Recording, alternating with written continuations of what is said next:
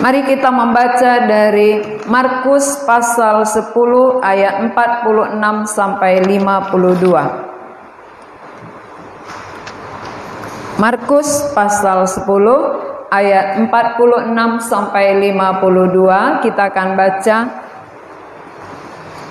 dalam bentuk responsoria. Saya baca ayat genap, kita baca ayat ganjil. Lalu tibalah Yesus dan murid-muridnya di Jericho, dan ketika Yesus keluar dari Jericho bersama-sama dengan murid-muridnya dan orang banyak yang berbondong-bondong, ada seorang pengemis yang buta bernama Bartimeus, anak Timeus, duduk di pinggir jalan.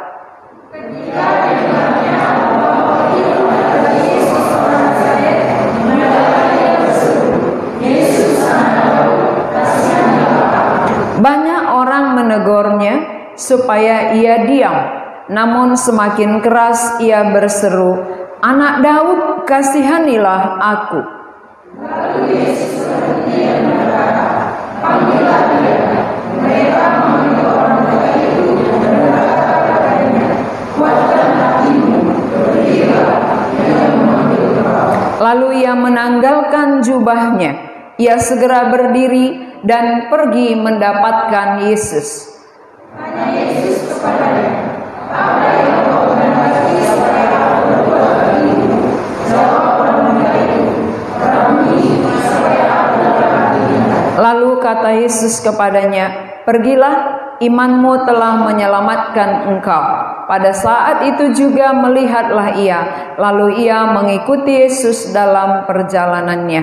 Tema khotbah kita hari ini, Yesus mengubah takdir. Saudara percaya ada takdir? Ya, banyak orang percaya ada takdir atau ada nasib. Ya, dia bilang, "Oh, ini memang sudah nasibku begini. Ini memang takdirku."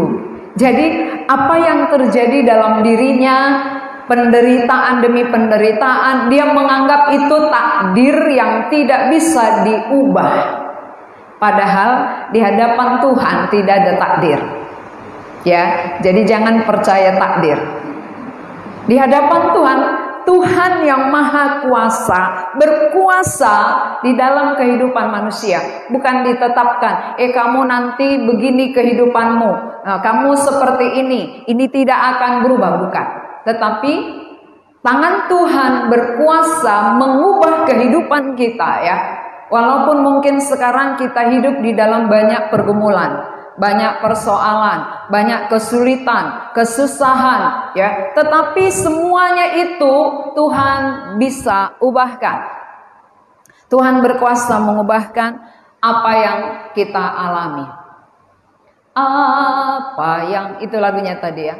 Kau alami kini mungkin tak dapat engkau mengerti. Jadi banyak hal kita nggak mengerti, karena memang kita bukan Tuhan.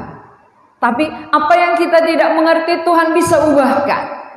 Yang penting Tuhan hadir, ya.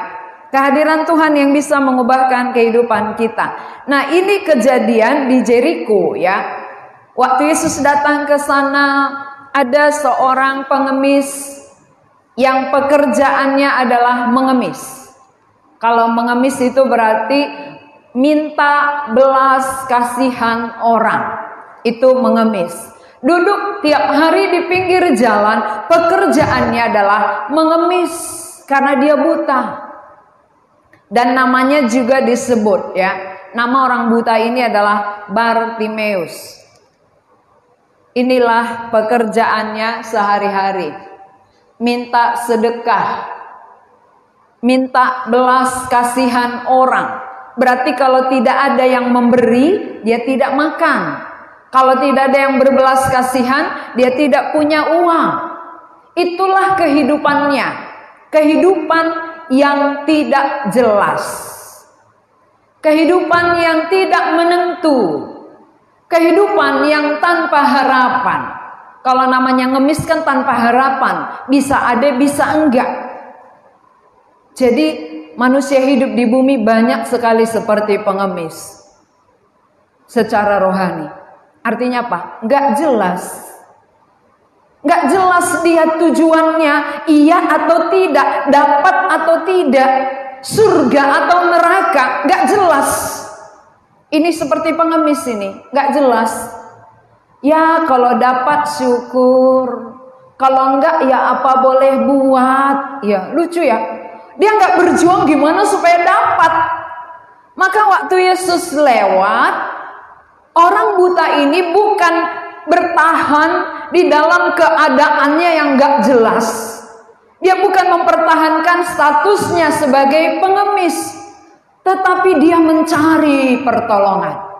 Maka waktu Tuhan Yesus lewat, dia peka, memakai telinganya, mendengar siapa yang lewat.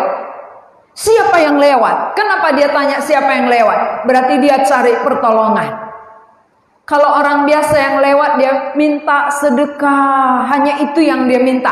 Kalau Yesus yang lewat, dia nggak minta sedekah, tetapi dia minta apa? Ayat 47, mari kita baca apa yang dia minta kepada Tuhan Yesus. 2-3 ya.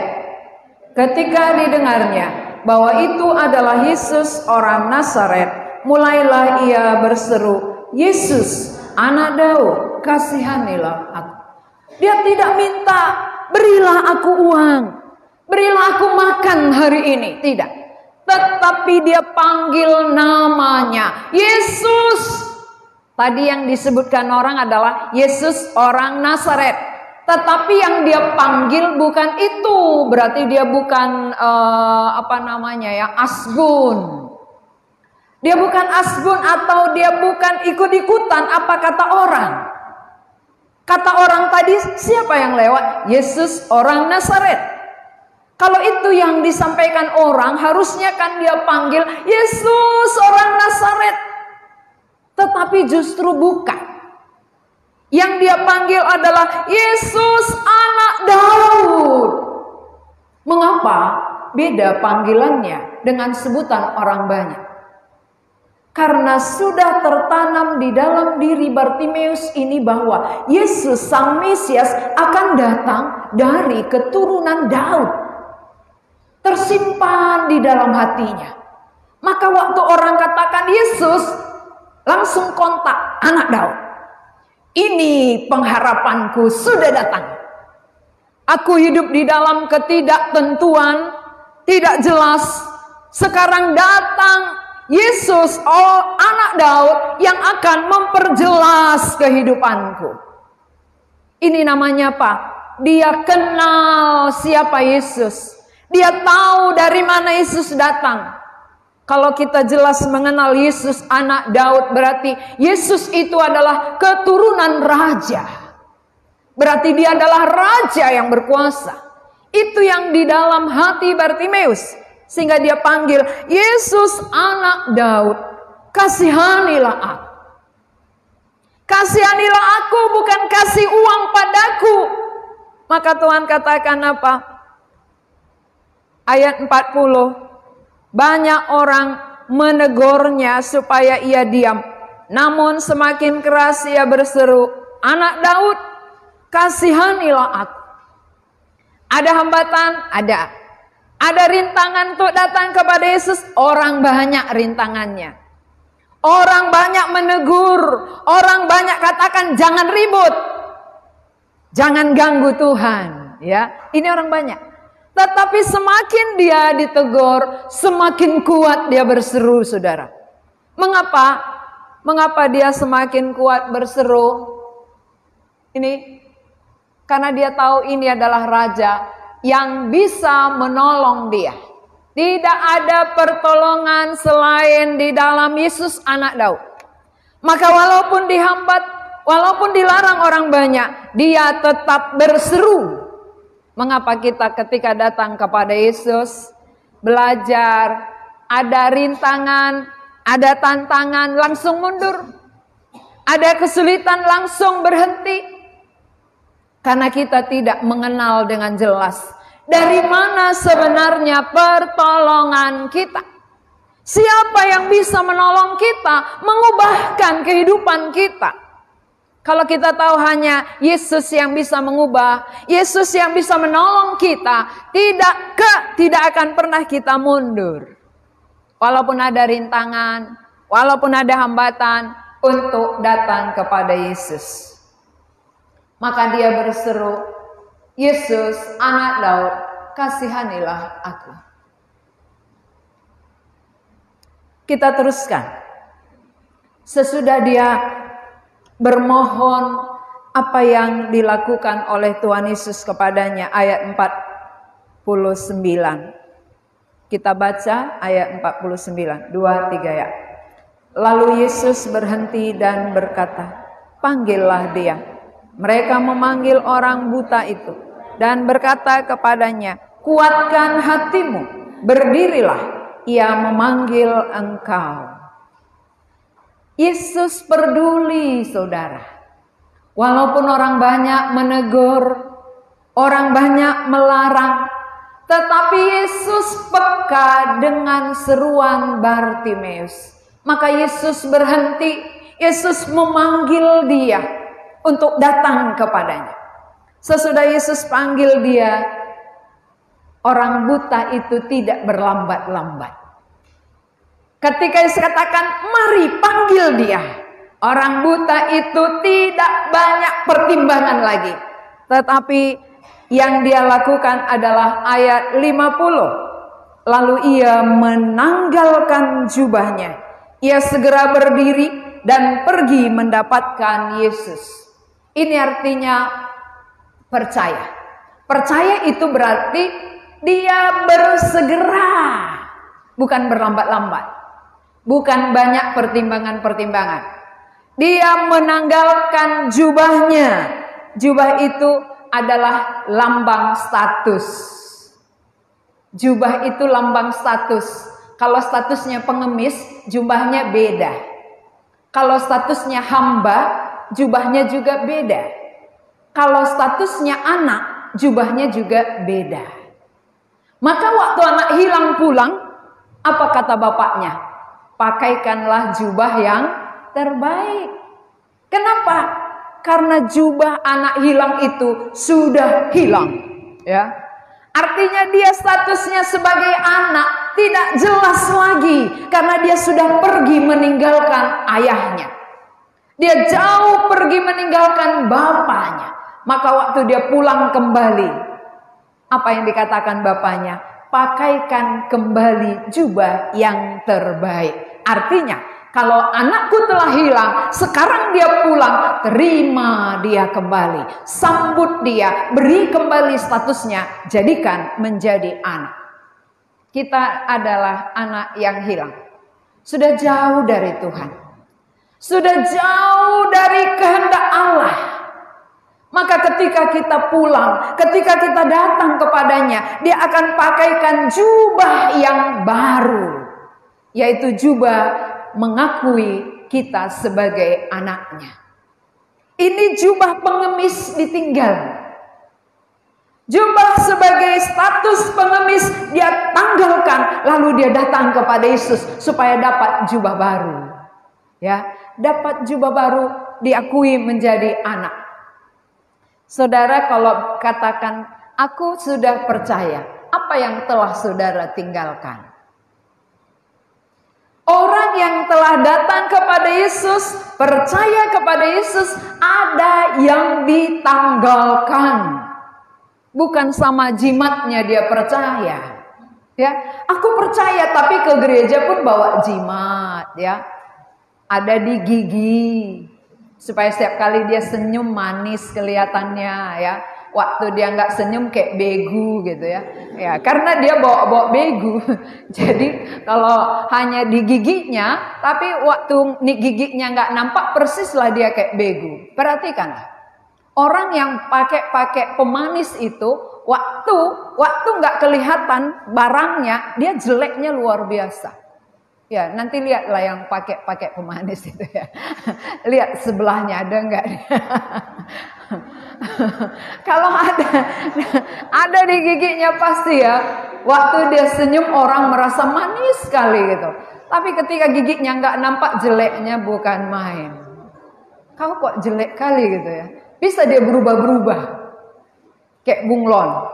Tapi kalau orang percaya, kemuliaan Allah ya ada padanya. Jadi walaupun dia nggak senyum tunjukkan gigi, tetap manis karena manisnya dari dalam. Ya. Walaupun dia hitam, hitam manis gitu.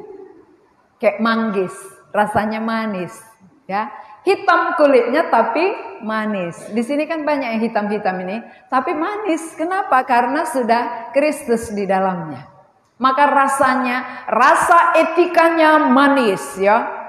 Pola pikirnya manis. Tujuan hidupnya manis. Tapi kalau belum ada Kristus, tujuan hidupnya pahit, getir, asam. Ya.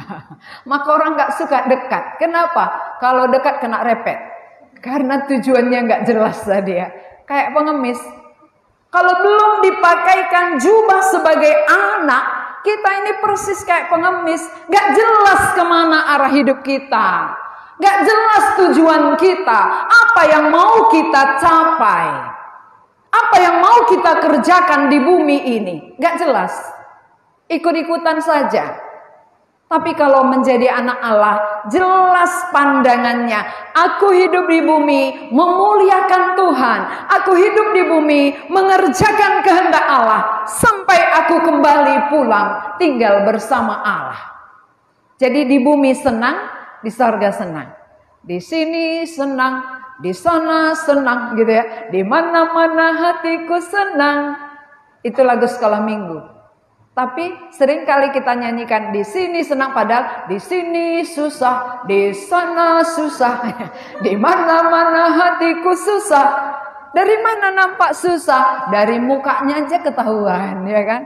Dari wajahnya kelihatan susahnya, kelihatan menderitanya, kelihatan tertekannya. Tapi nyanyi di sini senang, coba kalau nyanyi di sini senang, orang pun tahu, ya kan? Senang atau tidak, gak bisa dibohongi. Hati senang itu terpancar dari dalam, bukan dari suara. Wajahnya terlihat ya. Coba pandang wajah sebelahnya, terang, gelap. Terang atau gelap ya kan, bercahaya atau buram. Kan itu dia. Kalau dari dalam dia bercahaya, tapi kalau dari luar dia buram. Ketika ada cahaya lampu baru terang, nggak ada cahaya lampu dia buram ya. Tapi kalau dari dalam di gelap-gelap pun nampak dia. Ya. Baik, kita akan perhatikan sesudah dia minta tolong. Nah, Tuhan Yesus berbelas kasihan. Kan dia minta belas kasihan tadi ya. Yesus anak Daud, kasihanilah aku. Berarti kita sebenarnya tidak layak. Di hadapan Tuhan kita sebenarnya nggak layak. Kita hanya minta belas kasihan saja. Oleh belas kasihan Tuhanlah kita bisa diubahkan. Tanpa belas kasihannya tidak ada manusia yang bisa berubah. Mau berubah karakter tidak bisa. Mau berubah sifat tidak bisa. Mau berubah pola pikir tidak mampu. Yang mampu mengubah hanya belas kasihan Tuhan. Maka berpuluh tahun pun kita menjadi Kristen, kita berjuang mengubah diri kita, gagal terus. Karena perubahan itu hanya oleh belas kasihan Tuhan. Jangan coba-coba mengubah diri sendiri. Tetapi nantikanlah belas kasihan Tuhan. Ketika Tuhan hadir, tanpa saudara minta, pola pikir saudara akan diubahkan. Karakter kita akan diubahkan. Sifat-sifat kita akan diubahkan. Tujuan hidup kita pasti Tuhan ubahkan. Berarti semua manusia perlu belas kasihan Tuhan. Jangan kira aku gak buta kok seperti Bartimeus gitu ya. Kita gak buta mata jasmaninya, tapi mata rohani kita buta. Mata rohani buta itu jauh lebih parah. Kenapa? Karena gak tahu tujuan masa depan. Tidak tahu apa tujuan sesudah mati. Maka banyak manusia perjuangannya hanya sebatas hidup ini saja. Perjuangannya hanya makan, minum, pakai. Makan, minum, pakai. Sesudah itu mati. Lalu mati kemana? Tidak tahu. Pernah kau pikirkan mati kemana? Tu dia hodung mati ho. Alusima, alusima. Dan hubotoi, kan gitu ya. Dan hubotoi. Ku jange kam de mate kam ukurkanlah lakut tahe, kan gitu. Banyak orang tidak mau tahu kemana sesudah kematian. Maka karena dia nggak tahu, dia pikir mati selesai atau mati ke sorga. Lalu sorga pun nggak tahu di mana, ya kan? Sorga di mana? Di hati katanya ya. Di mana senang, disitulah sorga itu. Jadi waktu banyak uangnya, senang dia, itulah sorganya. Jadi waktu dia nggak punya uang, nerakalah dia. Gitu ya. Jadi dia yang buat sorga nerakanya. Padahal Tuhan Yesus katakan, aku pergi ke sorga. Berarti kalau sorga itu bukan di bumi, bukan di hati. Sorga itu adalah di atas, karena Yesus naik ke atas. Sorga itu adalah satu tempat tinggal. Sesudah kematian, kita akan ke sorga, tinggal bersama dengan Allah selamanya. Kalau kita sudah dipakaikan jubah anak Allah. Kalau kita belum diberi jubah menjadi anak-anak Allah, kita belum layak untuk masuk surga. Itu hanya angan-angan tukang cendol, ya. Tahu angan-angan tukang cendol? Dia berangan-angan, nanti kalau cendolku laku, uangku sekian. Kalau uangku nanti sudah sekian, ku tabung. Sesudah ku tabung, aku akan bangun rumah besar. Nah, begitu dia berangan-angan, terlalu banyak angan-angan, tersenggollah cendolnya, tumpah semua. Itu namanya angan-angan tukang cendol. Berangan-angan tapi apapun tak ada. Banyak orang Kristen berangan-angan. Nanti kalau aku ke sorga, begini, tapi ternyata sekarang dia tidak mencari dengan serius. Itu angan-angan tukang cendol. Masuk mati nanti gak ada namanya Tuhan, kata malaikat. Malaikat nanti yang lihat nama kita dalam kitab kehidupan. Kalau gak ada nama kita, gak akan disuruh masuk. Ya, itu bukan saya nanti yang absen, enggak. Ini absen, ini cuma saya Tuhan, gak bisa ya. Malaikat, jadi saya pun gak bisa bela. Ya, jangan nanti ini sudah masuk gereja GKMI pasti dibela ibu itu, nggak bisa ya. Malaikat yang akan absen, nama Sianu nggak ada Tuhan. Dulu datang dia ibadah, tapi namanya nggak ada di sini, nggak bisa masuk. Maka sebelum mati persiapkan diri baik-baik. Nah, Bartimeus dia tahu pertolongannya hanya satu di dalam Yesus. Maka dia berjuang menjumpainya, dan sesudah bertemu dia katakan apa? Apa? Ini orang lain yang disuruh Tuhan untuk membawa dia kepada Yesus, dan sesudah bertemu dengan Tuhan Yesus, dia bertanya kepada Bartimeus, Bartimeus, apa yang kau inginkan aku perbuat bagimu? Kalau saudara Bartimeus, saudara jawab apa? Ya, seandainya kita Bartimeus lalu Tuhan tanya, apa yang kau inginkan aku perbuat bagimu? Apa jawaban kita? Apa jawaban saudara? Kasihlah aku rumah besar gitu. Kasihlah emas segantang. Kalau Bartimeus dia permohonannya, keinginannya cukup satu, gak banyak. Apa keinginannya? Ayat 51, mari kita baca keinginan Bartimeus. 2, 3, ya. Tanya Yesus kepadanya, apa yang kau kehendaki supaya aku perbuat bagimu? Jawab orang buta itu, Rabuni, supaya aku dapat melihat. Hanya satu poin, dia tahu apa yang dia perlu. Seringkali kita minta yang kita tidak tahu.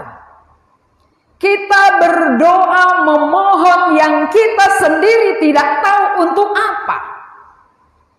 Kalau Bartimeus tahu, apa yang perlu bagi hidupnya. Bagi orang buta, keperluannya hanya satu, melihat. Maka Yesus katakan, jawab Yesus ayat terakhir 52 kita baca. Lalu kata Yesus kepadanya, pergilah, imanmu telah menyelamatkan engkau. Pada saat itu juga melihatlah ia. Lalu ia mengikuti Yesus dalam perjalanannya. Inilah Bartimeus yang buta. Lalu Tuhan katakan, pergilah, engkau melihat. Jadi ya, Tuhan Yesus enggak jamah. Tuhan Yesus hanya katakan, pergilah, imanmu telah menyelamatkan engkau. Pada saat itu juga melihatlah Bartimeus, mata yang buta menjadi melihat. Berarti perkataan Tuhan Yesus berkuasa mengubahkan takdirnya, kalau boleh dikatakan takdir tadi ya. Ya, kalau kita katakan takdir Bartimeus buta gitu ya.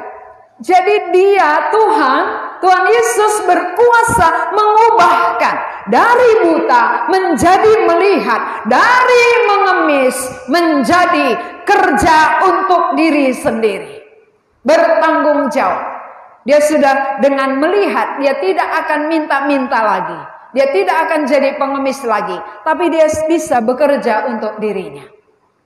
Ya, itu namanya apa? Kehidupan Bartimeus benar-benar diubahkan dengan kehadiran Yesus. Bukan Bartimeus mengubah dirinya, bukan Bartimeus mengubah masa depannya, tetapi dengan hadirnya Yesuslah yang mengubah kehidupannya, baik matanya maupun mata pencahariannya, mata jasmani dan mata pencaharian. Kalau Tuhan bertanya kepadamu hari ini, Sianu, apa yang kau kehendaki supaya aku perbuat bagimu? Satu aja, sebelah kanan. Apa jawaban saudara? Apa yang kau kehendaki aku perbuat bagimu? Satu permintaan, gak boleh dua. Silakan.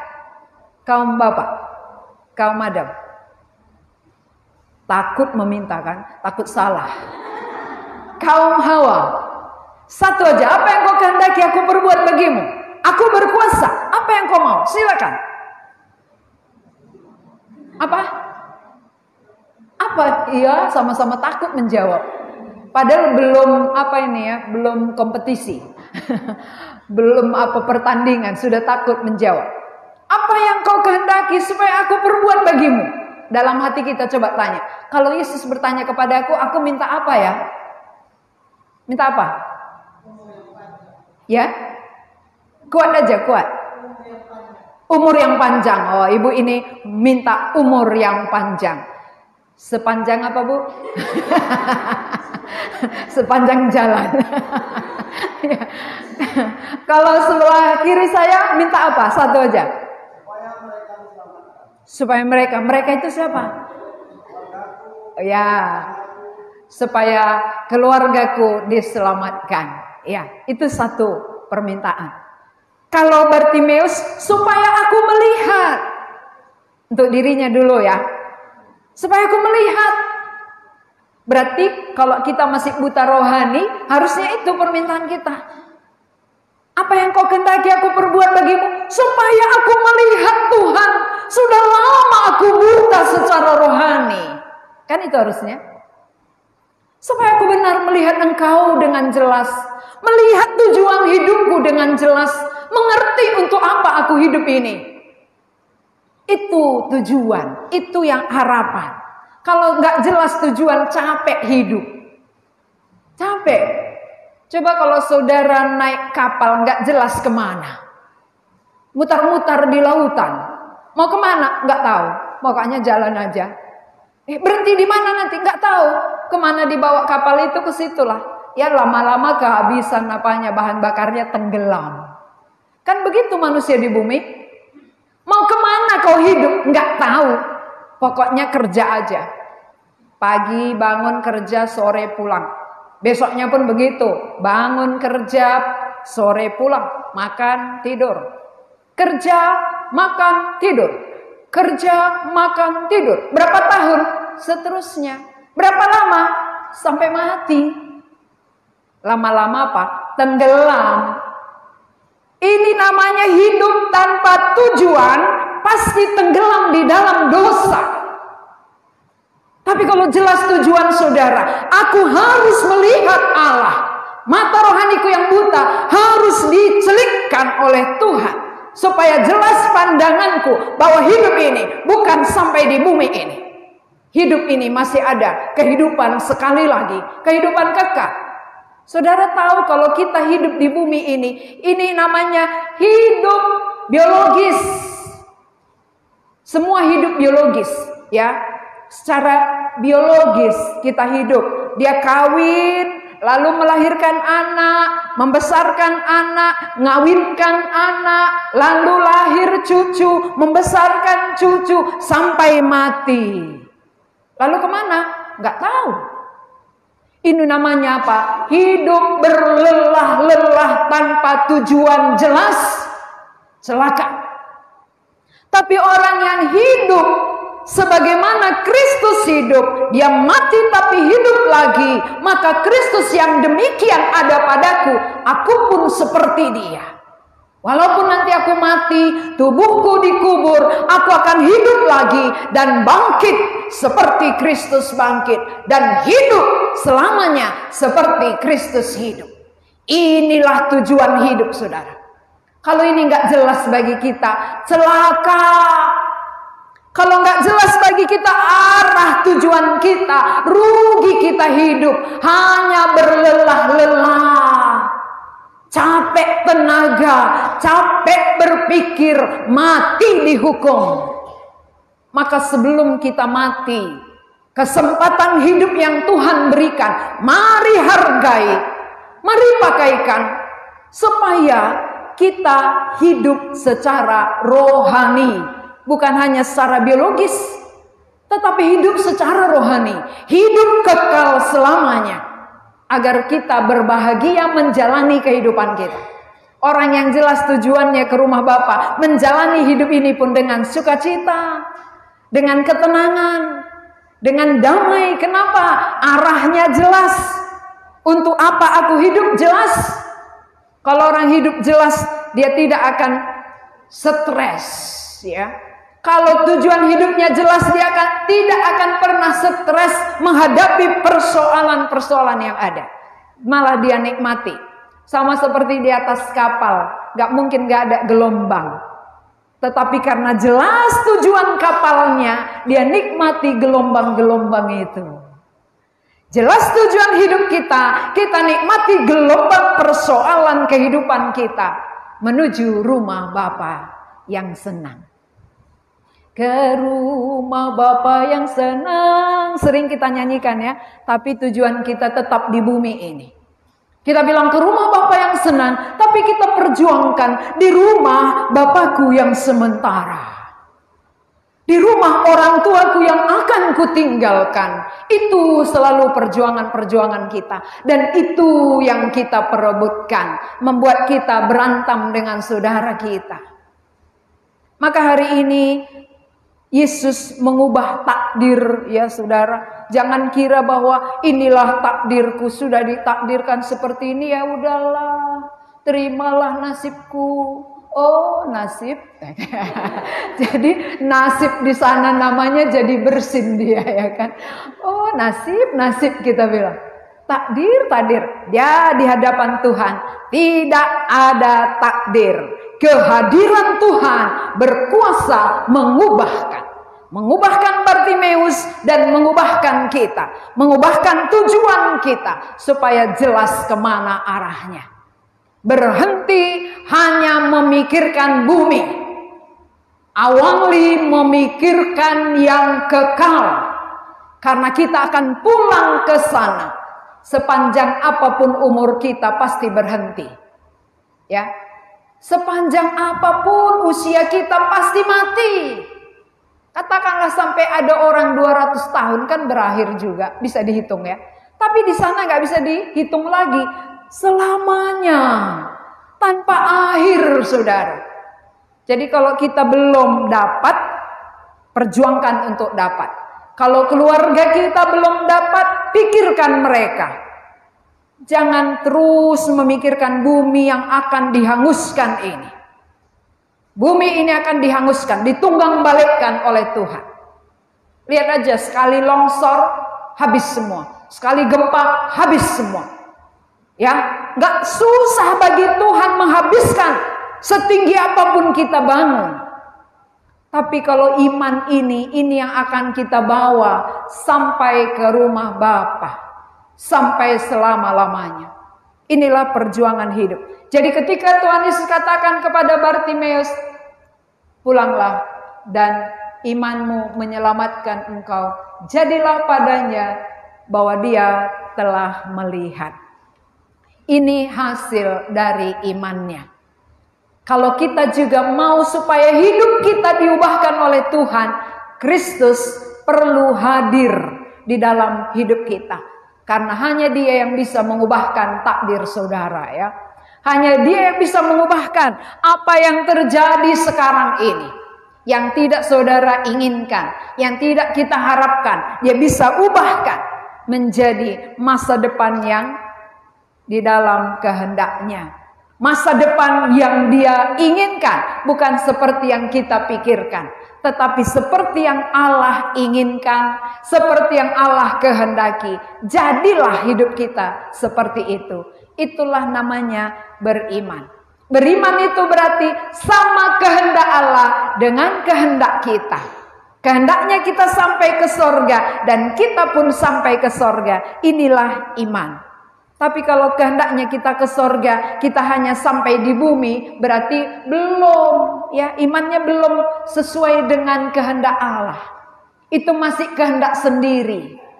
Hidup dalam kehendak sendiri, tujuan sendiri, bukan kehendak Allah dan tujuan Allah. Kehendak Allah adalah bagaimana manusia ciptaannya ini bersama dengan Dia di sorga selama-lamanya. Mari kita berdoa. Kami mengucap syukur untuk firman-Mu. Kami tahu bahwa Engkau mengasihi kami dan Engkau bisa mengubahkan kehidupan kami. Kami tidak percaya takdir karena kuasa ada di dalam tangan-Mu. Semua otoritas Tuhan di tengah-tengah bumi ini. Segala sesuatu yang tidak baik, Engkau berkuasa mengubahkan menjadi baik. Pergumulan-pergumulan yang berat, Engkau berkuasa mengubahkan. Supaya kami melihat bahwa Allah kami adalah Allah yang berkuasa. Dengan perkataan-Mu berkuasa melakukan segala sesuatu. Terima kasih kami dapat mengenal Engkau. Terima kasih kalau kami percaya kepadamu. Dan kami berdoa buat saudara-saudara kami. Kalau mata rohani mereka masih buta, biarlah Tuhan yang mencelikkan. Karena itulah harapan Tuhan. Sehingga kami semua yang hadir di tempat ini maupun yang mengikuti dari rumah kami masing-masing. Masuk dalam rencana-Mu. Masuk dalam kehendak Tuhan, bukan kehendak diri sendiri. Kami tahu tujuan kami hidup, bukan untuk makan minum pakai saja, tetapi bagaimana kami punya hubungan dengan Allah dan hidup bersama dengan Allah di tengah-tengah bumi ini sampai kami pulang ke sorga. Berkati setiap telinga yang sudah mendengar, supaya firman itu masuk ke dalam hati kami dan menjadi iman. Dalam nama Tuhan Yesus kami berdoa. Amin.